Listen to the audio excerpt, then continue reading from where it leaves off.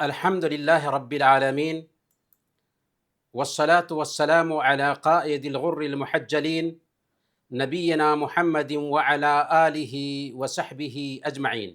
معزز بھائیوں اور دینی بہنوں، السلام علیکم ورحمۃ اللہ وبرکاتہ۔ اسلام اللہ تعالیٰ کا اتارا ہوا دین ہے جو سارے انسانوں اور جنات کی رہنمائی کرنے کے لیے آیا ہے۔ اس کی تعلیمات انسانی طبیعت سے ہم آہنگ ہے، منطق اور عقل سے میل کھاتی ہیں، چونکہ عقل اور شریعت دونوں کا سورس ایک ہی ذات ہے، اس لیے ان دونوں میں تضاد نہیں، کنٹراڈکشن نہیں۔ شیخ الاسلام ابن تیمیہ رحمۃ اللہ علیہ نے بہت ہی خوبصورت قاعدہ بیان کیا، الشریعۃ لا تأتی بما تحیل العقول ولیکن بما تحیر العقول، یعنی شریعت ایسی کوئی بات نہیں کہتی جو عقلی طور پر ناممکن ہو، ہاں ایسی باتیں ضرور بتاتی ہے جو عقل کو حیران کر دیتی ہے۔ گویا شریعت عقل کے خلاف نہیں ہوتی، البتہ عقل سے بلند اور ایڈوانس ضرور ہو سکتی ہے۔ عقل کی انتہا یہ ہے کہ وہ وحی کے سامنے سرینڈر کر جائے۔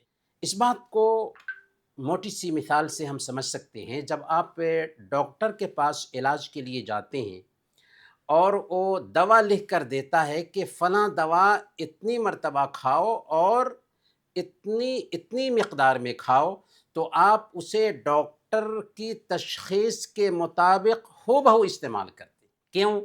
اس لیے کہ آپ کو یقین ہے کہ ڈاکٹر نے جیسے تشخیص کیا ہے اسی طریقے سے استعمال کریں گے تو فائدہ ہوگا۔ بالکل اسی طرح جس اللہ نے ہمیں شریعت دی ہے اس کا ایک نام الحکیم ہے، اس کا حکم حکمت سے بھرا ہوا ہوتا ہے، لہذا ایک مومن کی شان اور پہچان یہ ہو جاتی ہے کہ وہ اللہ رب العالمین کا حکم آئے تو اس کے سامنے سرنڈر کر دے، اس کے سامنے سر جھکا دے۔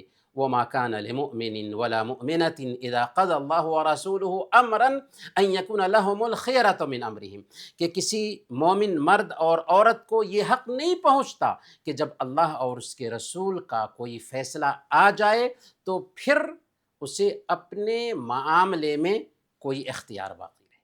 ٹاپک کی مناسبت سے اس سے ضروری مقدمہ کو، تمہید کو ذہن میں بیٹھانے کے بعد اب آئیے ہم جانتے ہیں کہ حج کی حکمت کیا ہے، حج کا فلسفہ کیا ہے۔ میرے بھائیوں، حج اسلام کے 5 پلرز میں سے ایک اہم پلر اور رکن ہے۔ کبھی ہم نے غور کیا زندگی میں کہ آخر حج زندگی میں صرف ایک بار ہی فرض ہے، اور سارے لوگوں پر بھی نہیں، بلکہ صرف ان لوگوں پر جو مالی طاقت رکھتے ہوں۔ لیکن اس کے باوجود آخر کیا وجہ ہے کہ اس حج کو اسلام کے 5 ارکان میں سے ایک رکن ثابت کیا گیا؟ جانتے ہیں؟ اس لیے کہ حج کے اندر وہ خوبیاں ہیں کہ ایک انسان کو اگر ان خوبیوں پہ حاجی دھیان دے تو بالکل حج اس کو چینج کر کے رکھ دیتا ہے۔ حج کا فلسفہ کیا ہے؟ اللہ تعالیٰ نے حج کا حکم دیتے ہوئے سورہ الحج میں بیان فرمایا، وَأَذِّن فِي النَّاسِ بِالْحَجِّ يَأْتُوكَ رِجَالًا وَعَلَىٰ كُلِّ ضَامِرٍ يَأْتِينَ مِنْ كُلِّ فَجٍّ عَمِيقٍ، کہ آپ لوگوں کو حج کا اعلان کر دے تاکہ وہ آپ کے پاس ہر دور دراز جگہ سے پیدل اور اونٹوں پر سوار ہو کر کے مکہ آئیں تاکہ وہ فائدے دیکھیں، لِيَشْهَدُوا مَنَافِعَ لَهُمْ، وہ فائدے دیکھیں جو ان کے لیے رکھے گئے۔ بزرگوں اور میرے بھائیوں، سوال یہ ہے کہ کیا فائدے رکھے گئے ہیں حج میں؟ حج سے ایک حاجی کیا سیکھتا ہے؟ میرے بھائیوں، حج کا سب سے پہلا فائدہ یہ ہے کہ حج میں توحید کا سبق ملتا ہے۔ سب سے پہلے ہمیں حج میں توحید کا سبق ملتا ہے۔ حج شروع سے لے کر کے اخیر تک توحید کے ارد گرد گھومتا ہے۔ حج کے ہر عمل میں اور ہر قدم پر توحید کا سبق سیکھنے کو ملتا ہے۔ احرام ہو، تلبیہ ہو، طواف کی 2 رکعتیں ہوں، صفا مروہ کی سعی ہو، بال حلق کرانا یا چھوٹا کرانا ہو، یوم عرفہ کی دعا ہو، یوم النحر کی قربانی ہو، ہر جگہ توحید کا سبق ہمیں ملتا ہے۔ الحمدللہ آج کی اس مبارک مجلس میں اس ٹاپک پر 2 اہم خطابات ہونے والے ہیں۔ استاد محترم فضیلۃ الشیخ ارشد فہیم مدنی حفظہ اللہ اور فضیلۃ الدکتور عبداللطیف المدنی حفظہ اللہ، دونوں کے خطابات اس موضوع پر ہونے والے ہیں، آپ تفصیل سے اس حوالے سے جانیں گے۔ ہم دوسرے پوائنٹ کی طرف آتے ہیں۔ حج کا دوسرا جو فلسفہ ہے وہ ہے کہ اس کی وجہ سے جذبہ بندگی کی آبیاری ہوتی ہے۔ غلام کا کام کیا ہوتا ہے؟ غلام کا کام ہوتا ہے مالک کی ماننا۔ اللہ نے جب یہ کہہ دیا کہ وَلِلَّهِ عَلَى النَّاسِ حِجُّ الْبَيْتِ مَنِ اسْتَطَاعَ إِلَيْهِ سَبِيلًا، کہ لوگوں کے لیے ضروری ہے کہ جو خانہ کعبہ آنے کی طاقت رکھتے ہوں وہ اللہ کے لیے حج کریں۔ جب یہ سن لیا ایک بندے نے تو اس حکم پر لبیک کہتے ہوئے بندہ کیا کرتا ہے؟ پیسے خرچ کرتا ہے، سفر کی تکلیفیں برداشت کرتا ہے، مکہ پہنچ جاتا ہے۔ یہ اس کی بندگی کی دلیل ہے۔ پھر وہ احرام کی حالت میں عاجزی کا اظہار کرتا ہے، انکساری کا اظہار کرتا ہے، زینت سے دور رہتا ہے، خود کو ظاہر کرتا ہے کہ وہ فخر کی حالت میں ہے، مسکنت کی حالت میں ہے، اپنے رب سے گناہوں کا طلبگار بن جاتا ہے۔ طواف کرتے ہوئے، سعی کرتے ہوئے، بالوں کو حلق کراتے ہوئے، میدان عرفات میں دعا کرتے ہوئے، اس کے ذہن و دماغ میں ایک ہی بات گردش کر رہی ہوتی ہے کہ میں غلام ہوں اور غلام کا کام ہے رب کی مرضی کے مطابق زندگی گزارنا۔ اس طریقے سے جب وہ حج سے لوٹ کر آتا ہے تو عجیب طریقے سے اس کے اندر اس غلامی کا تصور بیٹھ چکا ہوتا ہے، اور جب ایک بندہ رب کا غلام ہو جاتا ہے تو ہر طرح کی غلامی سے آزاد ہو جاتا ہے۔ اور اس طریقے سے حج جذبہ بندگی کی آبیاری کرتی ہے۔ تیسرے نمبر پر حج کیا ہے؟ مغفرت عطا کرتا ہے۔ حج سے ایک انسان کو جہنم سے نجات ملتی ہے۔ حج کی وجہ سے ایک انسان جنت میں داخلہ حاصل کرتا ہے۔ صحیح بخاری اور صحیح مسلم کی روایت ہے، اللہ کے نبی صلی اللہ علیہ وسلم نے بیان فرمایا، من حج للہ فلم یرفث ولم یفسق رجع کیوم ولدتہ، جس نے اللہ کے لیے حج کیا، اخلاص کے ساتھ حج کیا، اور اس دوران کوئی بیہودہ گفتگو نہ کی، فحش کام نہیں کیا، فحش گفتگو نہیں کیا، شہوانی گفتگو نہیں کی، تو وہ حج سے جب لوٹ کر آتا ہے تو ایسا ہوتا ہے گویا گناہوں سے بالکل پاک صاف ہو کر ایسے لوٹا ہے جیسے آج ہی اس کی ماں نے اس کو جنم۔ اور صحیح بخاری اور صحیح مسلم ہی کی روایت ہے، اللہ کے نبی صلی اللہ علیہ وسلم بیان فرماتے ہیں، الحج المبرور لیس لہ جزاء الا الجنہ، حج مبرور کا بدلہ جنت ہی ہے۔ وہ حج جس میں اللہ کی نافرمانی نہ کی گئی ہو اور حج کے بعد ایک حاجی کی حالت سدھر جائے، سنبھل جائے، تو گویا کہ حج کا یہ فائدہ ہے کہ اس کی وجہ سے اللہ تعالیٰ بندے کے سارے گناہوں کو معاف فرما دیتا ہے، گویا کہ ویسے ہو جاتا ہے جیسے وہ ماں کے پیٹ سے جس دن پیدا ہوا تھا اس دن تھا، اور پھر حج مبرور کا بدلہ جنت ہی ٹھہرتا ہے۔ اور اللہ کے نبی صلی اللہ علیہ وسلم نے یہ بھی بیان فرمایا، وَأَنَّ الْحَجَّ يَهْدِمُ مَا كَانَ قَبْلَهُ، حج پچھلے گناہوں کو مٹا دیتا ہے، پچھلے سارے گناہوں کو پاک اور صاف کر دیتا ہے۔ لہذا حاجی کو جب وہ حج کر رہا ہو تو ان بشارتوں کو اپنے ذہن میں بیٹھانا چاہیے کہ ہم مغفرت حاصل کر لیں، ہم اللہ تعالیٰ کی معافی کے حقدار بن جائیں، جہنم سے نجات پالیں اور جنت میں داخلہ نصیب ہو جائے، اور یہ سب سے بڑھ کر کامیابی ہے۔ گویا کہ یہ حج کا بہت بڑا فلسفہ ہے کہ ایک بندہ گناہوں سے پاک ہو جاتا ہے، بہت بڑا فلسفہ ہے کہ ایک بندہ جنت میں داخلے کا سرٹیفکیٹ حاصل کر لیتا ہے۔ حج کا چوتھا فلسفہ یہ ہے کہ اس سے تقوی کا حصول ممکن ہو پاتا ہے۔ آیات حج کے صفات سیاق میں اللہ رب العالمین نے مختلف جگہوں پر تقوی کا حکم دیا ہے۔ گویا کہ اس سے پتہ یہ چلتا ہے کہ حج صرف ظاہری اعمال کا نام نہیں ہے، بلکہ حج کی جو روح ہے وہ یہ ہے کہ بندہ اپنے اندر تقوی کی صفت پیدا کرے، اللہ کی خشیت اور اس کا ڈر دل میں پیدا کرے۔ اسی لیے سورہ البقرہ میں حج کے سفر کی تیاری کا ذکر کرتے ہوئے اللہ تعالیٰ نے فرمایا وَتَزَوَّدُوا فَإِنَّ خَيْرَ الزَّادِ التَّقْوَىٰ، حج کے سفر کے لیے نکلو تو زاد سفر اختیار کر لو، لیکن یاد رکھو کہ بہترین زاد سفر تقویٰ ہے۔ اور حج کی قربانی کے حوالے سے اللہ تعالیٰ نے سورہ الحج میں بیان فرمایا لَن يَنَالَ اللَّهَ لُحُومُهَا وَلَا دِمَاؤُهَا وَلَكِنْ يَنَالُهُ التَّقْوَىٰ مِنكُمْ، کہ اللہ تعالیٰ کو ہرگز ان قربانیوں کا گوشت نہیں پہنچتا اور ان کا خون نہیں پہنچتا، بلکہ تمہارے دل کا تقویٰ پہنچتا ہے۔ گویا کہ اللہ تعالیٰ چاہتا ہے کہ اس قربانی کے ذریعہ ایک بندے کے اندر تقویٰ پیدا ہو، اور حج کے مقامات اور نشانیوں کا احترام کرنے کی تاکید کرتے ہوئے اللہ تعالیٰ نے فرمایا ذَلِكَ وَمَن يُعَظِّمْ شَعَائِرَ اللَّهِ فَإِنَّهَا مِن تَقْوَى الْقُلُوبِ، کہ جو اللہ کی نشانیوں کی تعظیم کرے تو یہ دلوں کے تقویٰ میں سے۔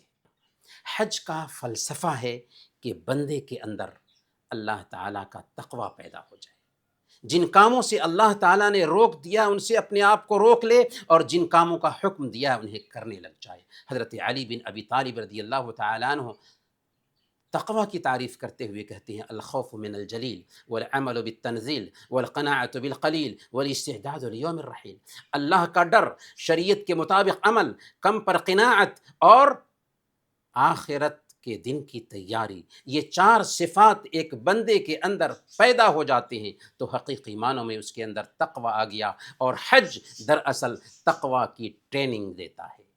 5ویں نمبر پر حج کا فلسفہ ہے کہ حج اللہ کا ذکر کرنے کے لیے قائم کیا گیا ہے، ساری عبادتیں ذکر کے لیے مشروع کی گئی۔ اللہ نے خود نماز کے بارے میں کہا وَأَقِمِ الصَّلَاةَ لِذِكْرِي، میرے ذکر کے لیے نماز قائم کرو۔ حج سے متعلق اللہ نے فرمایا وَاذْكُرُوا اللَّهَ فِي أَيَّامٍ مَّعْدُودَاتٍ، گنتی کے چند دنوں میں اللہ کا ذکر کرو، اللہ کو یاد کرو۔ اللہ فرماتا ہے فَإِذَا أَفَضْتُم مِّنْ عَرَفَاتٍ فَاذْكُرُوا اللَّهَ عِندَ الْمَشْعَرِ الْحَرَامِ، جب تم عرفات سے لوٹو تو مشعر حرام یعنی مزدلفہ کے پاس اللہ کا ذکر کرو۔ اور مسند احمد کی روایت ہے، اللہ کے نبی صلی اللہ علیہ وسلم بیان فرماتے ہیں انما جعل الطواف بالبیت وبین الصفا والمروہ ورمی الجمار لإقامت ذکر اللہ، بیت اللہ کا طواف، صفا اور مروہ کی سعی اور جمرات کو کنکریاں مارنا صرف اور صرف اللہ تعالیٰ کے ذکر کو قائم کرنے کے لیے مقرر کیا گیا ہے۔ اور ذکر کیا ہے؟ ذکر میں زندگی ہے۔ مثل الذی یذکر ربہ والذی لا یذکر ربہ مثل الحی والمیت، جو اللہ کا ذکر کرتا ہے اور جو اللہ کا ذکر نہیں کرتا، دونوں کی مثال مردہ اور زندہ کی سی ہے۔ گویا کہ حج دراصل ایک بندے مومن کو تیار کرتا ہے کہ ہر وقت، ہر آن، ہر لمحہ اس کی زبان ذکر سے تر رہے۔ میرے بھائیوں اور بہنوں، حج 6 نمبر پر یہ فلسفہ رکھتا ہے کہ اس کے اندر اللہ کے نبی صلی اللہ علیہ وسلم کی اطاعت کا جذبہ ابھرتا ہے۔ حج میں عجیب طریقے سے قدم قدم پر متابعت کی تعلیم ہمیں ملتی ہے۔ ایک حاجی کی کوشش ہوتی ہے کہ اس کا ہر عمل سنت کے مطابق انجام پائے۔ اللہ کے نبی صلی اللہ علیہ وسلم نے حجۃ الوداع کے موقع سے بیان فرمایا تھا، صحیح مسلم کی روایت ہے لِتَأْخُذُوا عَنِّي مَنَاسِكَكُمْ، مجھ سے حج کے طریقے سیکھ لو۔ چنانچہ ایک مسلمان کی یہ کوشش ہوتی ہے کہ حج کا ہر عمل اللہ کے نبی صلی اللہ علیہ وسلم کی سنت کے مطابق انجام پائے۔ امام شاطبی نے الاعتصام میں یہ روایت نقل کیا ہے کہ ایک شخص امام مالک بن انس رحمۃ اللہ علیہ کے پاس آیا اور پوچھا کہ میں احرام کہاں سے باندھوں؟ امام مالک رحمۃ اللہ علیہ نے جواب دیا ذوالحلیفہ سے، جہاں سے اللہ کے نبی صلی اللہ علیہ وسلم نے احرام باندھا تھا۔ اس نے کہا کہ میرا ارادہ ہے کہ میں مسجد نبوی سے احرام باندھوں۔ امام مالک رحمۃ اللہ علیہ نے کہا کہ ایسا نہ کرو، مجھے تمہارے بارے میں فتنے کا ڈر ہے۔ اس نے حیرت سے پوچھا کہ اس میں فتنے کی کیا بات ہے؟ یہ تو چند میل ہیں جو میں اضافہ کر لے رہا ہوں۔ امام مالک رحمۃ اللہ علیہ نے فرمایا وَأَيُّ فِتْنَةٍ أَعْظَمُ مِنْ أَن تَرَىٰ أَنَّكَ سَبَقْتَ إِلَىٰ فَضِيلَةٍ قَصَّرَ عَنْهَا رسول اللہ صلی اللہ علیہ وسلم۔ اس سے بڑا فتنہ اور کیا ہوگا کہ تم یہ خیال کرو کہ تم ایسی فضیلت پا لیے ہو جس کو اللہ کے نبی صلی اللہ علیہ وسلم نہ پا سکے، نعوذ باللہ۔ کیا تم نے اللہ تعالیٰ کا یہ فرمان نہیں سنا؟ فَلْيَحْذَرِ الَّذِينَ يُخَالِفُونَ عَنْ أَمْرِهِ أَن تُصِيبَهُمْ فِتْنَةٌ أَوْ يُصِيبَهُمْ عَذَابٌ أَلِيمٌ۔ جو لوگ اللہ کے رسول کے حکم کی مخالفت کرتے ہیں انہیں اس بات سے ڈرنا چاہیے کہ ایسا نہ ہو کہ کسی فتنے سے دوچار کر دیے جائیں یا دردناک عذاب انہیں آ پہنچے۔ یہی وجہ ہے کہ عمر فاروق رضی اللہ تعالیٰ عنہ جب حج کے موقع سے حجر اسود کو بوسہ دینے کے لیے جاتے ہیں تو کیا کہتے ہیں؟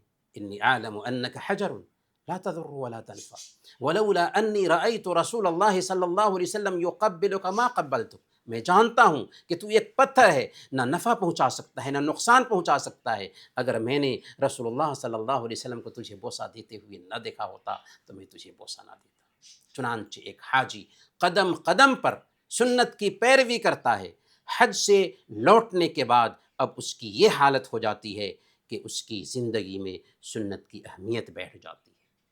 لہذا ان بھائیوں کو بھی چاہیے جو سنت سے دور ہیں حج کرتے ہوئے اللہ کے نبی صلی اللہ علیہ وسلم کی ان سنتوں کو برتیں تاکہ حقیقت میں اللہ کے نبی صلی اللہ علیہ وسلم سے محبت کی مانگ کو اپنی زندگی میں اتار سکیں اور زندگی کے ہر مرحلے میں سنت کی اہمیت جاگ سکے۔ حج کا ایک اہم فلسفہ یہ ہے کہ حج رسم و رواج کو نکارہ کرنے اور دین کو پورے طور پر اپنانے کا نام ہے۔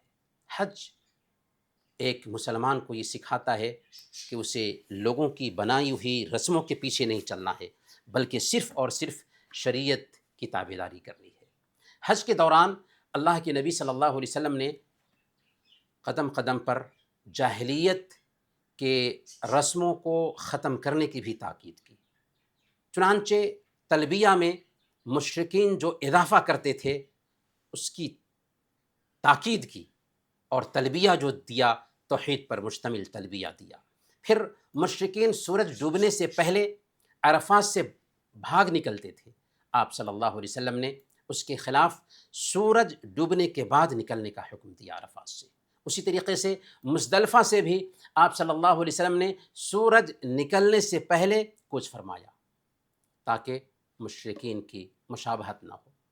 لوگ حج کے مہینوں میں عمرہ کرنا گناہ کا کام سمجھتے تھے، اللہ کے نبی صلی اللہ علیہ وسلم نے 4 عمرے کیے حج کے مہینے ہی میں۔ حجۃ الوداع کے موقع سے اللہ کے نبی صلی اللہ علیہ وسلم نے کلیئر انداز میں فرمایا تھا الا کل شیء من امر الجاہلیت تحت قدمی موضوع، سن لو کہ جاہلیت کی ہر چیز میرے پاؤں تلے رو دی جا چکی ہے، یعنی اب اسلام آ چکا ہے، پرانے جاہلی طور طریقے نہیں چلیں گے۔ ایک حاجی جب حج سے لوٹ کر آتا ہے اور ان باتوں کو اپنے ذہن میں بیٹھاتا ہے تو اس کی جو باقی زندگی ہے اس زندگی میں وہ خاندان کی طرف نہیں دیکھتا، برادری کی طرف نہیں دیکھتا، سماج کی طرف نہیں دیکھتا، وہ یہ نہیں سوچتا کہ لوگ کیا کہیں گے، سماج کیا کہے گا، بلکہ وہ یہ سوچتا ہے کہ اللہ کیا کہے گا، ہمارا رب کیا کہے گا، ہمارا دین کیا کہے گا، ہماری شریعت کیا کہے گی، ہمارے نبی کا کیا فرمان ہے۔ افسوس کی بات یہ ہے کہ آج ہم حج تو کر لیتے ہیں لیکن اپنی روزمرہ کی زندگی میں، شادی بیاہ میں، تقریبات میں انہی جاہلانہ رسم و رواج کو سینے سے لگائے رکھتے ہیں۔ حقیقت میں حج کا یہ فلسفہ ہے کہ ہم رسم و رواج کو اپنے سماج سے نکالیں اور شریعت کو لاگو کریں۔ میرے بھائیوں، حج کا ایک اہم فلسفہ یہ ہے کہ حج میں آخرت کی یاد تازہ ہوتی ہے۔ حج کا ایک مقصد آخرت کی یاد دہانی ہے۔ ایک حاجی اللہ کے لیے اپنا گھر بار چھوڑتا ہے، سفر کی پریشانی جھیلتا ہے، اس سفر میں زیادہ تر اللہ کے ذکر سے اس کی زبان تر رہتی ہے، احرام کی چادریں پہنتا ہے تو موت کو یاد کرتا ہے، کفن کو یاد کرتا ہے۔ اب اسے یاد ہوتا ہے کہ ایک دن ایسے ہی مجھے مرنا ہے، میرے اپنے ہی لوگ مجھے غسل دیں گے، کفن پہنائیں گے، کندھے پر لا دیں گے اور تنگ و تاریک کوٹھری میں لا کر کے سلا دیں گے۔ وہاں پر ہماری اولاد کام نہیں آئے گی، وہاں پر ہمارے بچے کام نہیں آئیں گے، وہاں پر ہمارے رشتہ دار کام نہیں آئیں گے، بلکہ وہاں پر ہمارے اعمال ہوں گے جو ہمارے کام آئیں گے۔ غرض یہ کہ اس کا ایک ایک لمحہ اللہ کی یاد میں بسر ہوتا ہے، اب اس کا باطن پاک ہو جاتا ہے۔ پھر جب وہ عرفات کے میدان میں جاتا ہے، جہاں پر دنیا کے کونے کونے سے حاجی اکٹھا ہوئے ہیں، تو وہ اللہ کے پاس حاضری کو یاد کرتا ہے، محشر کی حاضری کو یاد کرتا ہے، اور اس طریقے سے جب حاجی حج سے لوٹ کر آتا ہے تو اس کی زندگی بدل چکی ہوتی ہے، اس کے معمولات بدل چکے ہوتے ہیں، اس کے اندر رب کی نگرانی کا احساس ہوتا ہے، اس کے معاملات بھی ٹھیک ہو چکے ہوتے ہیں، اور ہمیشہ وہ جنت کا رسیا بنا ہوتا ہے، جہنم کے ڈر سے وہ نیکیوں کے کام کر رہا ہوتا ہے۔ میرے بھائیو، حج کا ایک اہم فلسفہ یہ ہے کہ حج اچھے اخلاق کی ٹریننگ دیتا ہے۔ حج میں ایک حاجی اچھے اخلاق کی تربیت پاتا ہے۔ حج میں ایک حاجی صبر سیکھتا ہے، بردباری سیکھتا ہے، اس کے اندر سخاوت کا جذبہ پیدا ہوتا ہے، اس کے اندر عفت پیدا ہوتی ہے، پاک دامنی پیدا ہوتی ہے، معاف کرنے کا اس کے اندر جذبہ پیدا ہوتا ہے۔ اللہ تعالیٰ نے سورہ البقرہ میں بیان فرمایا، فَمَنْ فَرَضَ فِيهِنَّ الْحَجِّ فَلَا رَفَثَ وَلَا فُسُوقَ وَلَا جِدَالَ فِي الْحَجِّ، جو آدمی ان مقررہ دینوں میں حج کی نیت کرے تو خبردار رہنا چاہیے کہ حج کے دوران اس سے کوئی شہوانی فعل سرزد نہ ہو، کوئی بدعملی سرزد نہ ہو، کوئی لڑائی جھگڑا نہ کرے۔ یہ وہ موسم ہے جس میں ایک حاجی اچھے اخلاق سیکھتا ہے۔ حج میں تکبر اور گھمنڈ کا خاتمہ ہوتا ہے، انسان میں عاجزی پیدا ہوتی ہے، انکساری پیدا ہوتی ہے، عہدے والا ہو، مال والا ہو، خاندان والا ہو، لیکن وہاں جاتا ہے تو ایک لباس میں آ جاتا ہے، ایک ہی تلبیہ سب کی زبان پر ہوتا ہے۔ حج کے دوران ایک حاجی سخت گرمی سے دوچار ہوتا ہے، تھکان اور مشکلات کا سامنا کرنا پڑتا ہے۔ یہ مسلسل ٹریننگ اس کو دراصل اس بات کے لیے آمادہ کرتی ہے کہ وہ غصے سے دور ہو جائے، اپنے اندر بردباری پیدا کرے، دوسروں کو معاف کرنے کا جذبہ پیدا کرے۔ حج میں ایک انسان کے اندر ایثار اور قربانی کا جذبہ پیدا ہوتا ہے۔ ایک حاجی دوسروں کی ضرورت کا خیال کرتا ہے، دوسروں کو پانی پلاتا ہے، دوسروں کو راستہ بتاتا ہے، دوسروں کے کام آتا ہے۔ اس طرح جب وہ حج سے لوٹ کر آتا ہے تو میں کی خول سے باہر نکل آ چکا ہوتا ہے، خود غرضی کی خول سے باہر نکل آ چکا ہوتا ہے، اور انسانیت کی خدمت کو اپنی زندگی کا ٹارگٹ بنا لیتا ہے۔ حج میں ایک حاجی نظم و ضبط بھی سیکھتا ہے، پنکچولیٹی سیکھتا ہے۔ حج کے سارے مناسک خاص وقت میں اور خاص طریقے سے ادا ہوتے ہیں۔ یہ ترتیب ایک حاجی کو دراصل وقت کی پابندی کرنا سکھاتی ہے۔ چنانچہ ایک حاجی جب حج سے واپس ہو کر کے آتا ہے تو اس کی زندگی پنکچول ہو چکی ہوتی ہے۔ حج کے دوران ایک بندہ ذکر اور تلبیہ میں لگا رہتا ہے، بیہودہ باتیں نہیں کرتا، غیبت نہیں کرتا، چغلی نہیں کھاتا، بد کلامی نہیں کرتا۔ اب حج سے واپس آنے کے بعد اس کی زندگی میں عجیب طرح کی تبدیلی آ چکی ہوتی ہے، اس کی زبان سنبھل چکی ہوتی ہے، اس کے معاملات اچھے ہو چکے ہوتے ہیں، اس کا رویہ اچھا ہو چکا ہوتا ہے، اس کا کردار اچھا ہو چکا ہوتا ہے۔ اب وہ ویسے ہی زندگی گزارتا ہے جیسے اللہ تعالیٰ اور اس کے رسول کی چاہت ہے۔ میرے بھائیو، حج کا 10واں فلسفہ یہ ہے کہ تاریخی اور روحانی ماحول کا ایک حاجی وہاں جا کر کے مشاہدہ کرتا ہے۔ حاجی سرزمین حجاز میں پہنچ کر کے وہاں کے تاریخی اور روحانی ماحول کو اپنی پیشانی کی آنکھوں سے دیکھتا ہے۔ وہ سوچتا ہے کہ یہ وہ سرزمین ہے جہاں پر انبیاء آئے، اولیاء آئے، صلحاء آئے۔ مستدرک حاکم کی روایت ہے، اللہ کے نبی صلی اللہ علیہ وسلم نے بیان فرمایا، صلی فی مسجد الخیف 70 نبیا، مسجد خیف میں 70 نبیوں نے نماز پڑھی۔ اب وہ انہی کے نقش قدم پر چلنے کو اپنی زندگی کا ٹارگٹ بناتا ہے۔ وہ دیکھتا ہے کہ اسی سرزمین پر ہزاروں سال پہلے ابراہیم علیہ السلام نے اپنی اولاد کو بسایا تھا اور خانہ کعبہ کی تعمیر کی تھی، حج کا اعلان کیا تھا۔ جب وہ خانہ کعبہ کا طواف کر رہا ہوتا ہے، مقام ابراہیم کے پیچھے نماز پڑھ رہا ہوتا ہے، تو حضرت ابراہیم علیہ السلام کو یاد کرتا ہے، جب وہ صفا اور مروہ کی سعی کر رہا ہوتا ہے، زمزم کا پانی پی رہا ہوتا ہے، تو حضرت ہاجرہ اور حضرت اسماعیل علیہ السلام کو یاد کرتا ہے کہ کیسے ایک عورت اپنے بچے کے ساتھ بسائی جا رہی ہے، اور جب سنتی ہے کہ اللہ کا حکم ہے تو زبان سے نکلتا ہے اذن لا یضیعنا، تب تو اللہ تعالی ہمیں ضائع نہیں کرے گا۔ جب وہ جمرات کو کنکریاں مارتا ہے تو یاد کرتا ہے کہ یہی وہ سرزمین ہے جہاں شیطان نے حضرت ابراہیم علیہ السلام کو اللہ کے حکم کی تعمیل سے روکنے کی کوشش کی تھی، اور ابراہیم علیہ السلام نے کنکریاں مار کر شیطان کو بھگایا تھا۔ جب وہ جانور ذبح کرتا ہے تو حضرت ابراہیم علیہ السلام کی اپنے بیٹے کی قربانی کو یاد کرتا ہے۔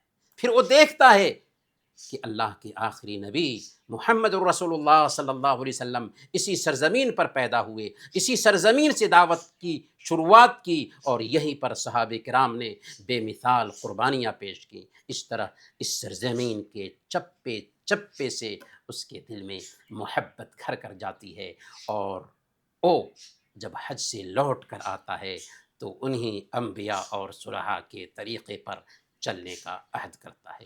میرے بھائیو، حج کا 11واں فلسفہ یہ ہے کہ حج رنگ و نسل کے سارے مسائل حل کر دیتا ہے۔ حج میں اتحاد اور یونٹی کا درس ملتا ہے، عدل اور مساوات کا سبق ملتا ہے۔ حج میں مختلف ملکوں سے مسلمان آتے ہیں، کوئی کالا ہے تو کوئی گورا ہے، کوئی امیر ہے تو کوئی غریب ہے، کوئی عہدے والا ہے تو کوئی عہدے سے محروم ہے، لیکن حج کے دوران یہ سارے امتیازات مٹ جاتے ہیں۔ سب کے بدن پر ایک ہی لباس ہے، سب کی زبانوں پر ایک ہی پکار ہے، سب ایک ہی امام کے پیچھے نمازیں ادا کرتے ہیں۔ جہاں جانا ہوتا ہے ایک ساتھ جاتے ہیں، جہاں ٹھہرنا ہوتا ہے ایک ساتھ ٹھہرتے ہیں۔ اس طرح حج کے اندر پوری دنیا کے مسلمان خود کو ایک خاندان کے افراد تصور کرتے ہیں۔ یا ایھا الناس انا خلقناکم من ذکر وانثی وجعلناکم شعوبا وقبائل لتعارفوا ان اکرمکم عند اللہ اتقاکم۔ اے لوگو، ہم نے تم سب کو ایک مرد اور ایک عورت سے پیدا کیا اور الگ الگ قبیلوں اور جماعتوں میں بانٹ دیا ہے تاکہ تم ایک دوسرے کی پہچان کر سکو۔ تم میں سب سے عزت والا وہ ہے جو اللہ کا سب سے زیادہ ڈر رکھنے والا ہو، سب سے زیادہ پرہیزگار ہو۔ اور اللہ کے نبی صلی اللہ علیہ وسلم نے حجۃ الوداع کے موقع سے یہی پیغام دیا تھا، یا ایھا الناس الا ان ربکم واحد وان اباکم واحد الا لا فضل لعربی علی عجمی ولا لعجمی علی عربی ولا لاحمر علی اسود ولا لاسود علی احمر الا بالتقوی۔ اے لوگو، سن لو کہ تمہارا رب ایک ہے اور تمہارا باپ آدم بھی ایک ہے۔ نہ عربی کو عجمی پر، نہ عجمی کو عربی پر، نہ کالے کو گورے پر، نہ گورے کو کالے پر کوئی فضیلت حاصل نہیں ہے سوائے تقوی کی، پرہیزگاری کی۔ میرے بھائیوں، یہاں پر اس میسج پہ غور کیجیے۔ امریکہ میں افریقی نسل کے لوگوں کا مشہور لیڈر میلکم ایکس مسلمان ہونے کے بعد جب حج کو گیا تو اسے اس عالمی بھائی چارے کو اپنی آنکھوں سے دیکھا۔ جب وہ دیکھتا ہے کہ سب لوگ ایک ہی لباس میں ہیں، ایک ہی تلبیہ سب کی زبان پر ہے، رنگ و نسل کا فاصلہ ختم ہو چکا ہے، تو وہ کہتا ہے یہ ہے رنگ و نسل کے مسئلے کا حل۔ یہی وجہ ہے کہ بہت سارے لوگ خانہ کعبہ کی تصویر دیکھتے ہیں ٹیلی ویژن پر تو اسلام قبول کر لیتے ہیں۔ میرے بھائیو، حج کا 12واں فلسفہ یہ ہے کہ حج توازن اور اعتدال کی تعلیم دیتا ہے۔ حج میں ہمیں سیکھنے کو ملتا ہے کہ ہمارا دین وسطیت کا دین ہے، توازن پر مبنی دین ہے، افراط اور تفریط سے پاک ہے۔ چنانچہ ایک حاجی جب جمرات کو کنکریاں مار رہا ہوتا ہے تو وہاں پر اللہ کے نبی صلی اللہ علیہ وسلم کی سنت اس کو ملتی ہے۔ سنن ابن ماجہ کی روایت ہے، حضرت ابن عباس رضی اللہ تعالیٰ عنہ بیان فرماتے ہیں کہ مینا میں اللہ کے نبی صلی اللہ علیہ وسلم نے حضرت فضل بن عباس رضی اللہ تعالیٰ عنہ سے اللہ کے نبی صلی اللہ علیہ وسلم نے کہا کہ میرے لیے کنکریاں چن کر لاؤ۔ چنانچہ حضرت فضل بن عباس رضی اللہ تعالیٰ عنہ چھوٹی چھوٹی کنکریاں چن کر کے لاتے ہیں، اللہ کے نبی صلی اللہ علیہ وسلم کو دیتے ہیں۔ اللہ کے نبی صلی اللہ علیہ وسلم ان کنکریوں کو اپنے ہاتھ میں لیتے ہیں اور فرماتے ہیں بِأَمْثَالِ هَؤُلَاءِ وَإِيَّاكُمْ وَالْغُلُوَّ فِي الدِّينِ فَإِنَّمَا أَهْلَكَ مَنْ كَانَ قَبْلَكُمْ الْغُلُوَّ فِي الدِّينِ۔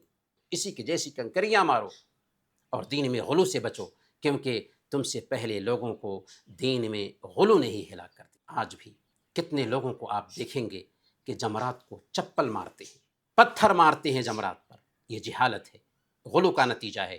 اسلام افراط اور تفریط سے پاک دین ہے۔ یہ میسیج ہمیں حج سے بھی ملتا ہے۔ میرے بھائیوں، حج کا 13واں فلسفہ یہ ہے کہ حج اتحاد کا بے مثال مظاہرہ کرنا سکھاتا ہے، یونٹی سکھاتا ہے۔ حج کی حیثیت سالانہ عالمی اجتماع کی سی ہے۔ اس میں دنیا کے کونے کونے سے مسلمان شریک ہوتے ہیں۔ ایک حاجی کو دوسرے حاجیوں سے ملاقات کرنے اور ملنے کا موقع ملتا ہے۔ اس طرح یہاں وہ ٹریننگ حاصل کرتا ہے، یہاں وہ تربیت پاتا ہے کہ اپنی پوری زندگی بھی اسی یونٹی اور اجتماعیت کے ساتھ ہم گزاریں گے۔ اور آخری اور اہم میسیج یہ ہے کہ حج دین اسلام پر ہمیں فخر کرنا سکھاتا ہے۔ جب ہم لاکھوں لوگوں کو ایک ہی لباس میں دیکھتے ہیں، ایک ہی رب کی عبادت کرتے ہوئے دیکھتے ہیں، ایک ہی قبلہ کی طرف منہ کرتے ہوئے دیکھتے ہیں، ایک ہی تلبیہ میں دیکھتے ہیں، جو امیر اور غریب کا فرق نہیں رکھتے، کالے اور گورے کا فرق نہیں رکھتے، تو وہاں پر ہمیں احساس ہوتا ہے کہ ہم جس دین کے ماننے والے ہیں، جس دین پر چلنے والے ہیں، یہ دین بہت عظیم دین ہے۔ ہم کمزور نہیں ہیں، ہم بہت مضبوط امت ہیں۔ اللہ تعالیٰ نے فرمایا وَلِلَّهِ الْعِزَّةُ وَلِرَسُولِهِ وَلِلْمُؤْمِنِينَ، عزت تو اللہ اور اس کے رسول اور ایمان والوں کے لیے ہے۔ میرے بھائیوں، یہ حج کے 14 فلسفے ہیں جنہیں وقت کی نزاکت کو دیکھتے ہوئے سرسری طور پر ہم نے آپ کی خدمت میں پیش کیا ہے۔ ہم سب کو چاہیے، خاص طور پر عازمین حج کو چاہیے کہ ان فلسفوں کو ذہن میں بیٹھائیں اور ان کے مطابق خود کو ڈھالنے کی کوشش کریں تاکہ ہمارا حج صحیح معنوں میں حج ثابت ہو۔ اللہ تعالیٰ سے دعا ہے کہ اللہ تعالیٰ ہم سب کو شریعت کے مطابق زندگی گزارنے کی توفیق عطا فرمائے۔ آمین۔ وصلی اللہ علی نبینا محمد وعلی آلہ وصحبہ اجمعین۔